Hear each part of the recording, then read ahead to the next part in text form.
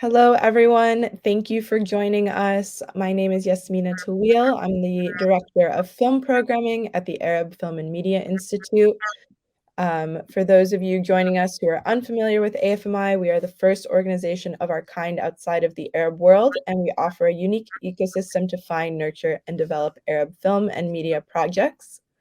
Today's conversation will be part of our Arab Women in the Arts program. This is the third year we are producing this program. It's an annual showcase to honor generations of Arab women who have excelled in and revolutionized all forms of artistic expression. Today's conversation is with the filmmaker, Sara Nacer. Hi, Sara. Hi, Yasmina.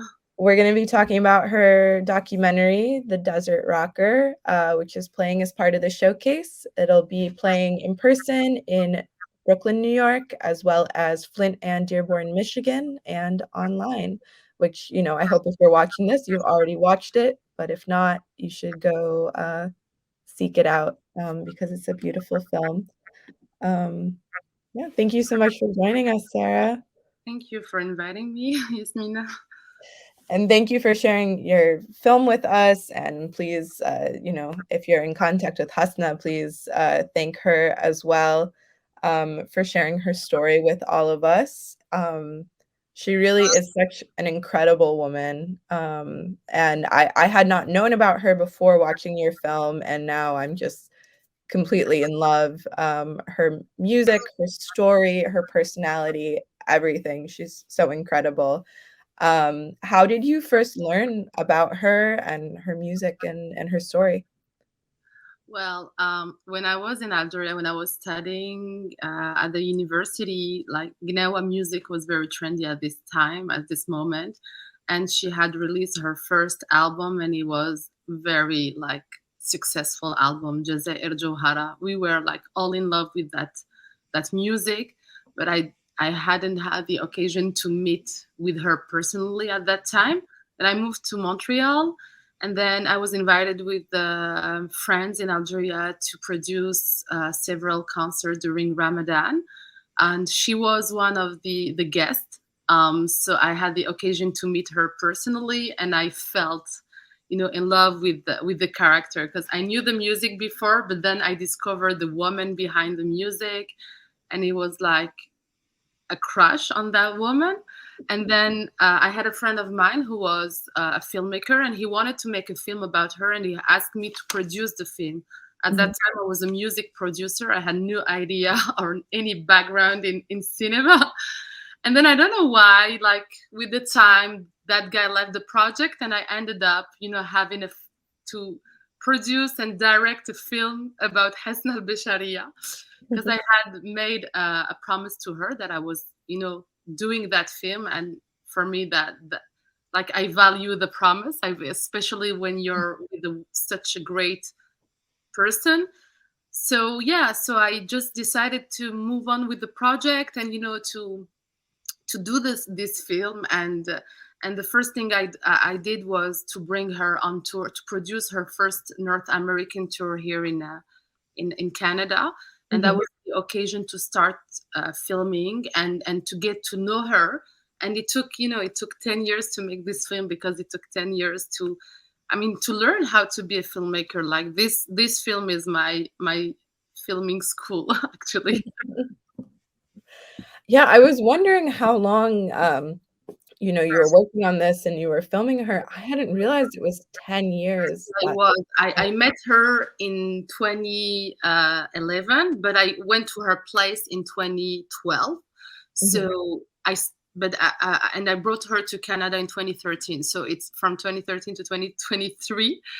It took really 10 years to produce and to release this film. Yeah, it's crazy. If someone told me at the beginning it was going to take 10 years, I may have moved to something else, but that's life. I wouldn't have blamed you. It's a huge undertaking. So clearly you know Hasna very well. Yeah, and that's apparent in the film. She's clearly very comfortable and open about her life and all of her stories. And in rewatching the film, I see you in the background sometimes.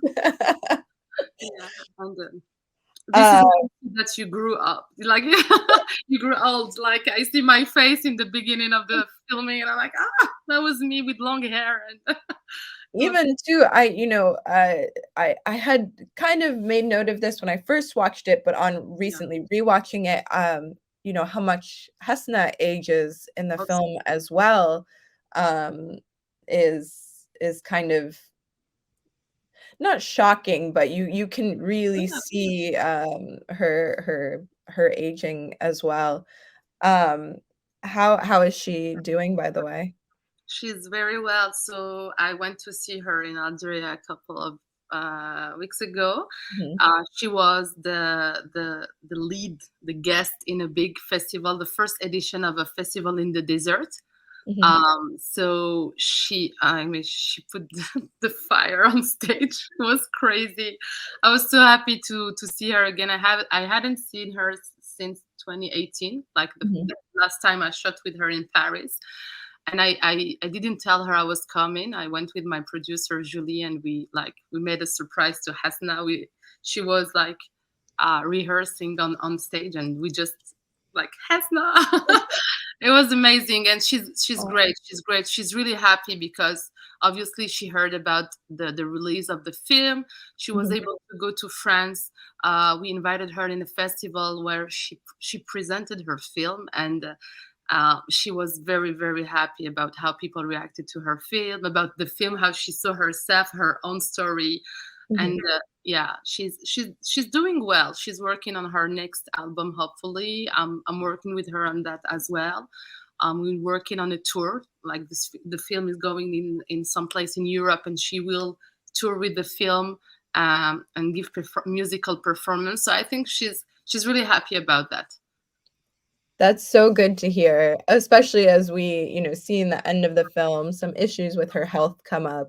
I'm so happy to hear that she's doing well and she's still making music, performing, recording, um, touring even. That's incredible.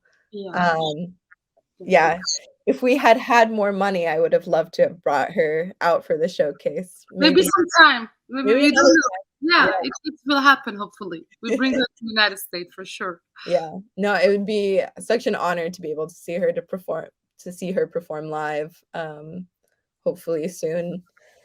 Um, uh, so, going back to how long it took you to make this film, how, I there's another film in the showcase, called Sirens, which is Mhm. another music documentary, so I asked Rita the same question. How do you take, years and years and years of footage and whittle it down into this hour, hour and a half film? What was your process like to do that? A lot of crying. To be honest, the first time I had all the footage in front of me, knowing that I had no clue in how to edit in the first time. Like I didn't know how to start. I really cried for sure. I had like beautiful images. Mhm, Hasna when she was younger, Hasna when she's on stage, the archival, all these things. And I'm like, but how the hell am I going to tell this story?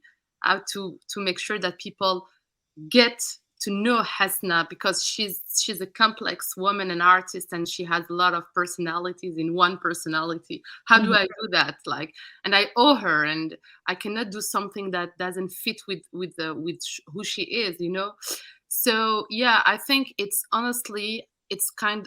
I think this is where the magic comes and the miracle comes. So you're here, you're starting editing, you play with the interview, you try to put the right image with the right word on voiceover, mhm, and then I don't know why you're out of this, you're not working on your computer, and you just get a kind of intuition, you know.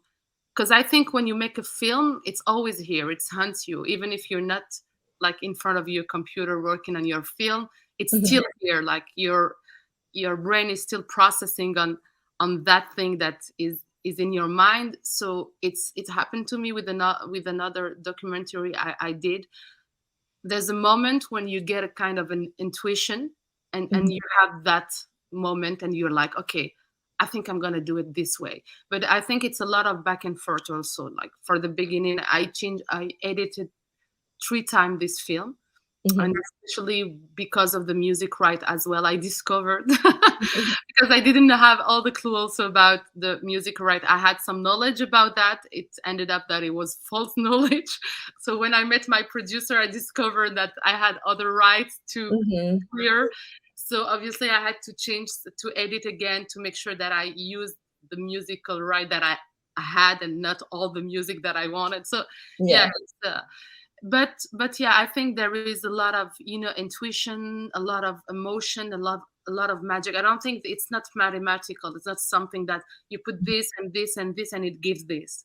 um I think editing is like telling a new story. The way you edit is a new story. So but Mhm. yeah, intuition and magic, I Mhm. go with that. And crying. Cry a lot. Well, I'm so glad that you spent the 10 years and you powered through all of that to give us this film because it really is such a gem, and I'm so glad it exists in the world. Um, so, you mentioned another documentary since then, so you're fully a filmmaker now? You're in the world of film? Yeah, try.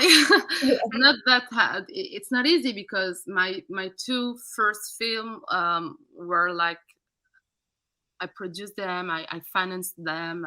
Like Mhm, for the Desert Rocker, at the end, I had the chance to meet with Julie, the producer. So she took the film on studio and she did the mix and all this very mhm, professional thing that I was missing. But um, I'm still struggling as a filmmaker to make sure that I get the funds for to make those films, especially my topics are about the Arab words and that culture. And like mhm, now I'm working on a film about a great Jewish artist who survived the Holocaust, who was Jewish and Arab in the same time, who was gay, openly gay in the 30s. Like it's like a lot of amazing things to tell, but mhm, it's so different about the topics that people used to have here. So it's really difficult to get the fund for this kind of project, even though it's really important to tell those stories, mhm. especially with what's going on in the world. It's a new perspective on this part of the world. Yeah. Still, I'm still struggling, but I believe in it. I mean, yeah, I am a filmmaker, not full Mhm. time because I still need to pay my bills.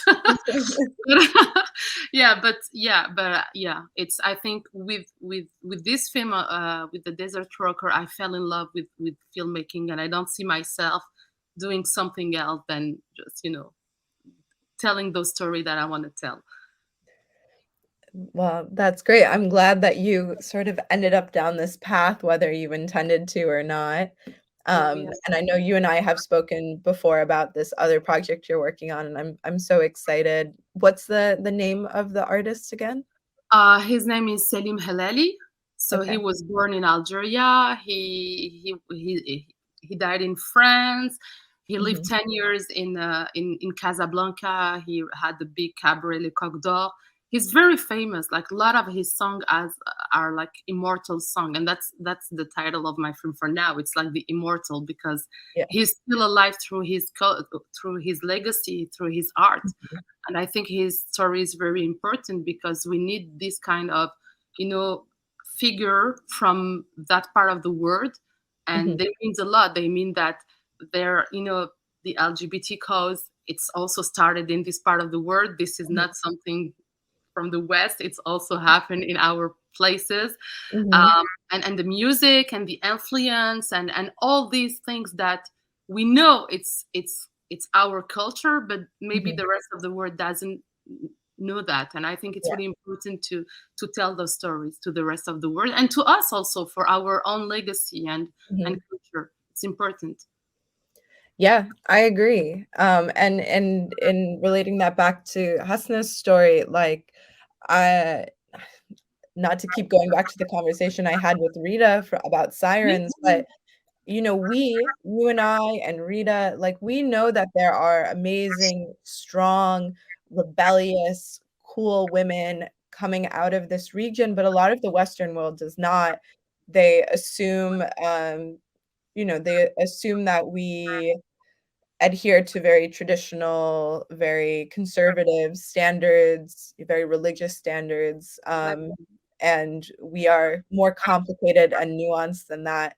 So I love, learning Hasna's story for that reason, and especially that, even when you look at her, she's playing very traditional music and stuff like that, but underneath it all, there is this badass rebel that could be very much equated to a band like Slaves to Sirens, like a metal band out of Mhm. Lebanon.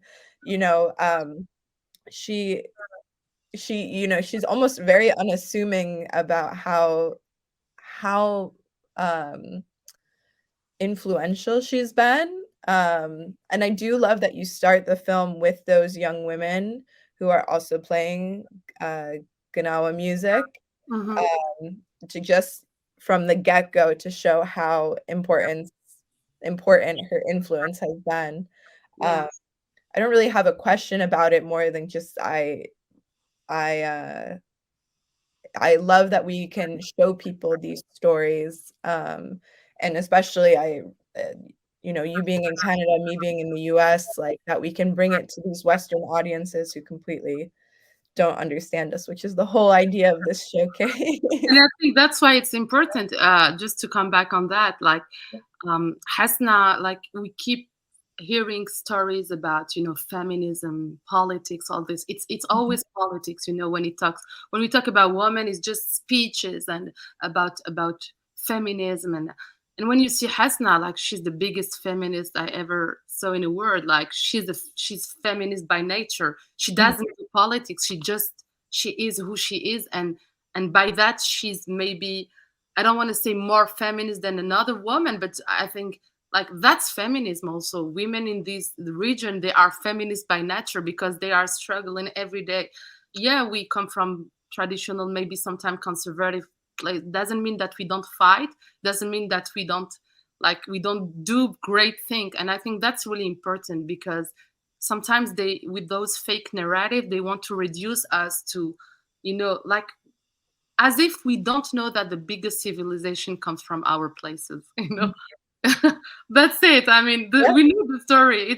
It all comes from our places. Like, just see like how many years the United States, since the United States exists, or Canada. It's not to blame or to reduce those countries also, but just mhm, to say we come from countries and from a region who has like years and years and thousands years of existence, big civilization. Like, how do you expect us not to tell our stories and to tell mhm. that and to be proud of it? It's really important. Yeah. I completely agree. And talking about Hesna being a feminist, I think beyond pushing against this idea that this music is and these instruments are just for men to perform, one of the most interesting things I learned about her from your film is when she was at the height of her success, the way she took care of other people, especially other women,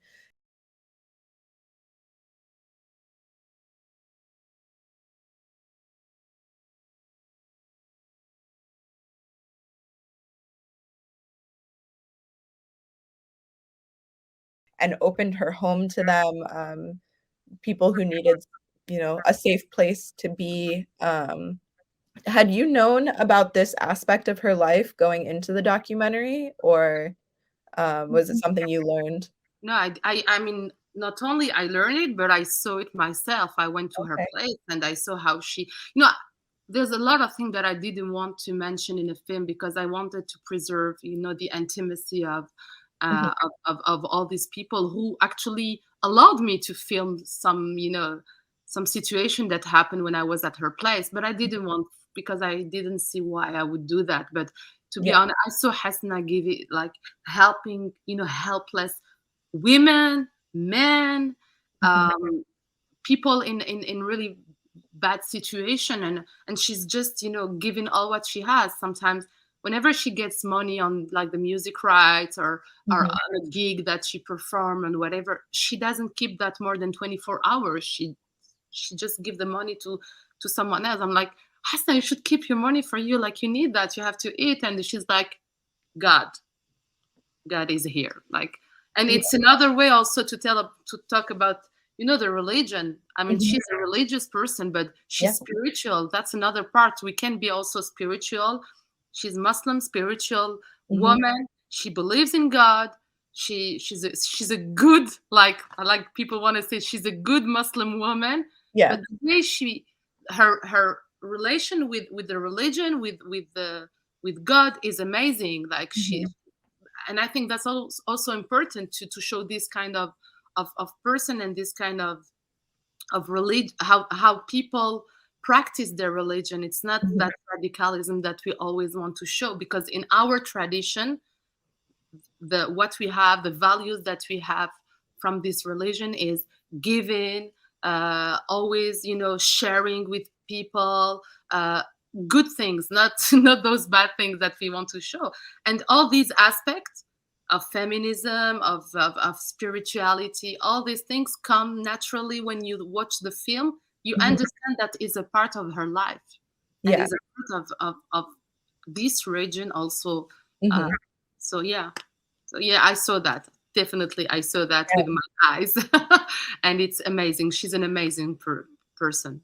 Yeah. No, that's so amazing because even if her story had just been, about the music and that kind of legacy that she left, that would be plenty to be sort of inspirational and exciting, but the fact that she is so selfless is, really adds another layer. She is such an interesting woman, and I'm jealous that you got to spend so much time with her. Don't be jealous. Let's bring her on tour to United States and Canada again, and let's have time. Let's turn that jealousy into motivation. And Work on it. Get yeah, on that grant writing. I will to bring her out. Um, uh, sorry, I'm just taking a look at my no notes. problem. Um, so, so in talking about how people have reacted and what we hope people will take away from the film, can you speak a little bit about the sort of people's reaction to the film? Like, how has it been received? Um, you showed it in Algeria as well, right? Yeah. How was it received there and maybe in some other places where you Yeah. were with the film? Honestly, always beautiful reception from people, and it's different. People, when they know this tradition and this region, and when people are from Algeria, or the other country in the Maghreb, there's like, they Yeah. know a little bit, but they really touch, they become nostalgic. Some people say, oh, it reminds me of my grandmother. Oh, I love the wedding, it reminds me of this and this. And so it's kind of a trip into nostalgia. Yeah. It's a Yeah, so that's interesting from that perspective. Also, Mhm. some Algerian people didn't know Hasna. They maybe heard the music, but they didn't know all the story behind. So they were like, "Whoa!" So we have this person in our country, amazing. So that was interesting. With the Western audience, it's like a lot of admiration and respect for that woman. So I found it very also interesting and very touching to have people, when they watch the film, how they react. Mhm. And then in Algeria, I was very, very stressed, to be honest, because I was very scared that people from Hasna region, because it's really there when I showed the film in Bashar, so it was there when it was shot.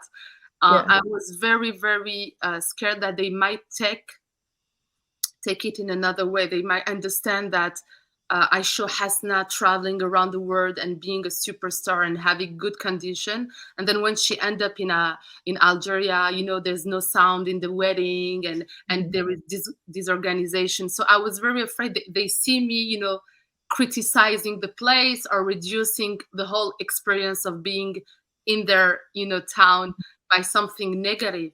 But actually, so at the end of the film, I was like very scared. But I had these people coming to me, and they were like, "This is amazing. Thank Mhm. you for telling her story. Thank you for showing that with authenticity, with transparency." And they were very proud. actually they took it in another way. They like, thank you for showing our place to other people, Mhm. and so I was like very released, because you never know how people take the message. This is Yeah. something that you don't control, even if you try to be, you know, you know, you pay attention to everything that you do, and to everything that you say. Sometimes the message doesn't go the way you want. So but this time actually it was amazing. People loved the film, and they were very touched by the story. So it was, for me, that was the best, the best, screening of the film, because the film was in its place, Yeah. so It had come home.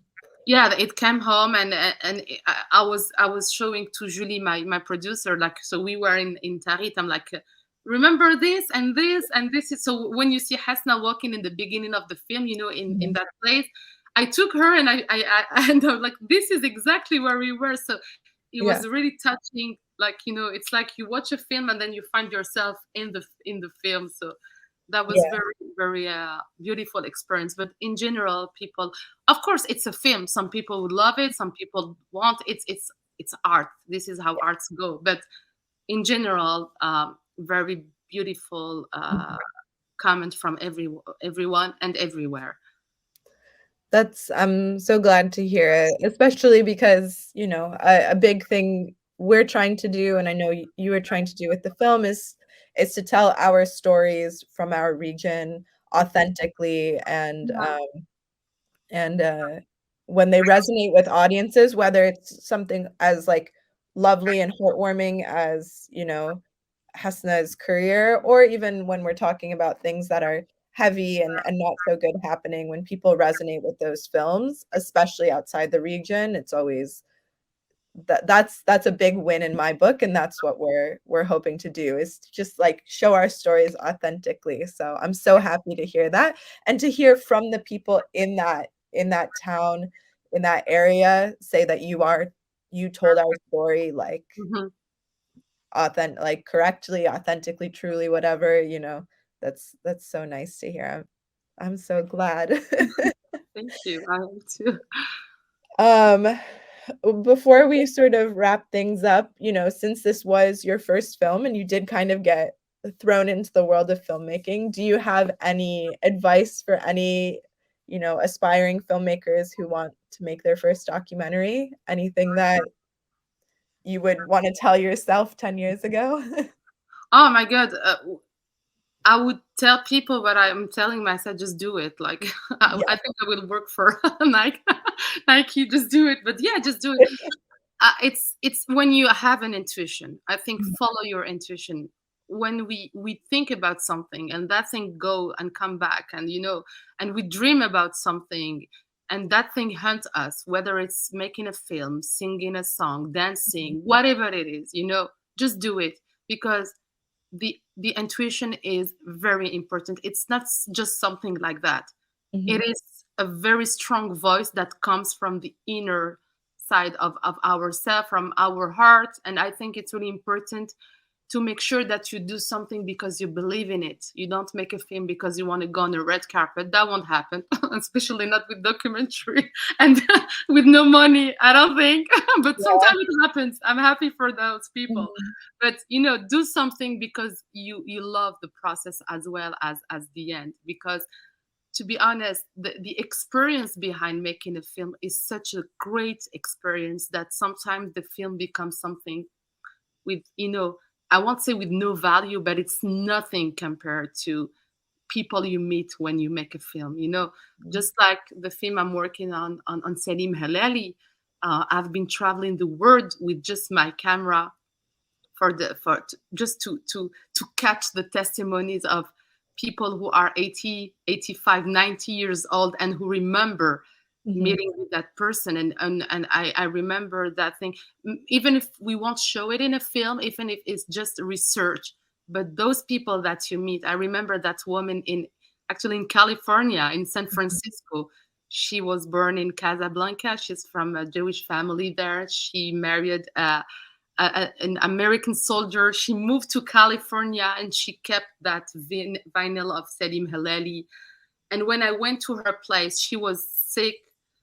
She's an old woman. She was Mhm. not that sick, but she's, an old woman. Mhm. And I put silly music, and she stood up and she started dancing. And her son was like, "Really? She's dancing?" Like, because you create those magic moments, because that woman, she traveled in the time, and she reminded those moments when she went to the cabaret, when she was young, when she was dancing, when and something magic happened, and that connection Mhm. that you have with these people, it's so beautiful that sometimes you just forget that you're making a film. You Yeah. just, meeting with amazing people, and you're just digging into the history, amazing stories that we have. So yeah, if you love that, just do it.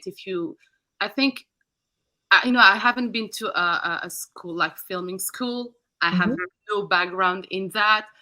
Maybe my film have like in technical things, whatever the message comes, that's the most important thing. Start with nothing. and, Mhm. and I think if you're done for that, I'm a believer as well. I'm not a religious person, but I'm a great believer. Like, Mhm. I think if things meant to be, they're meant to be, and they will happen. So yeah, so that's nobody is like, it's not because you go to a school and then you get a diploma, you're gonna succeed in that.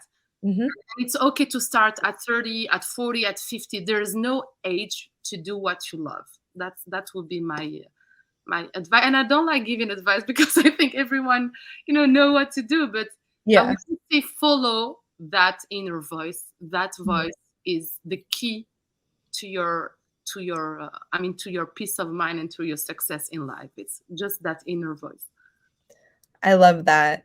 And even if you don't wanna give advice, like, or you don't wanna call it advice, I feel like it's a good reminder for all of us. It's easy to compare yourself with people online. It's easy to think, yeah, Yeah, you need this degree, this exact kind of education, this expensive camera, but ultimately you don't, at least to try it. It's always worth trying, so yeah, I love just that.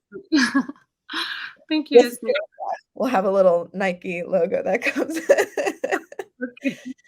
Maybe we'll get them to sponsor next year. We should.